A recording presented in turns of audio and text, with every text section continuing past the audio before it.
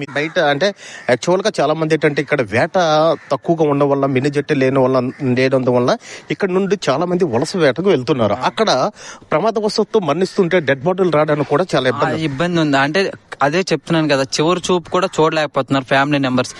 అంటే ఒకవేళ ఎవరైనా కొడుకు వెళ్ళేసి అక్కడ చనిపోయినా సరే తల్లిదండ్రులు చూడలేకపోతున్నారు, వాళ్ళ పిల్లలు ఇలా చూడలేకపోతున్నారు. చాలా మత్స్యకారులది జీవనోపాధి అంటే చాలా సాడ్ గా ఉందన్నమాట. ఇప్పుడు చాలా మంది మత్స్యకారులు మీరు కొనుక్కున్నారు కదా, వాళ్ళ తాలూకు అన్వేషణ మీరైతే చేశారు.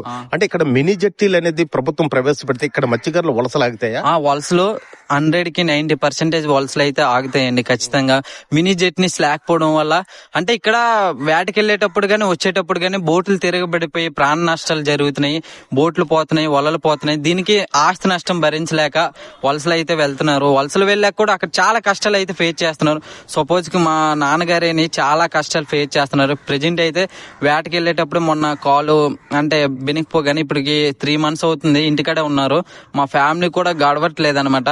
నేను ఇవన్నీ అంటే చిన్నప్పటి నుంచి చూస్తున్నవి, ఆ సమస్యలన్నీ చూసి ఈ సైకిల్ రైడ్ అయితే నిర్ణయించుకున్నాను. అంటే ఇది ఓన్లీ మన మత్స్యకారుల్లోనే కాకుండా ఇంకా 10 మందికి తెలియజేయాలి మన కష్టాలు. అందులో గవర్నమెంట్ కూడా తెలియజేసి గవర్నమెంట్ నుంచి ఏంటి రెస్పాన్స్ వస్తుందని యాత్ర అయితే చేస్తున్నాను. ఇప్పుడు టోటల్ గా మీ స్పందన ఏంటి? అంటే ప్రభుత్వానికి ఎలాంటి నివేదికను మీరు ఇస్తారు? అంటే మా సమస్యలన్నీ వాళ్ళ దృష్టిలో అయితే నేను 100కి 99% నేను వాళ్ళ దృష్టిలోకి వెళ్లేలా అయితే నా ప్రయత్నం చేస్తున్నాను. ఖచ్చితంగా ఈ ఎన్ని సమస్యలు ఉన్నాయో అన్ని సమస్యలకి కాకపోయినా సరే ఒక 2-3 సమస్యలకైనా పరిష్కారం వచ్చేలాగైతే నా పోరాటం అయితే నేను చేస్తాను.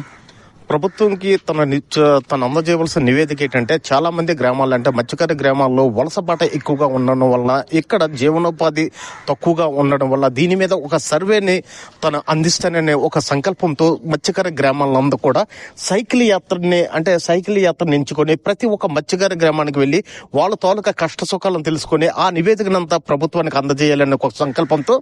తమ్ముడు మీ పేరు? నా పేరు గోడల్ ప్రసాద్ అని. మన ప్రసాద్ గారు ఏంటంటే సైకిల్ యాత్ర చేస్తున్నారు. చూస్తూనే ఉండండి మా నేటి ప్రపంచం. ఇట్లు మీ ధనంజయ్.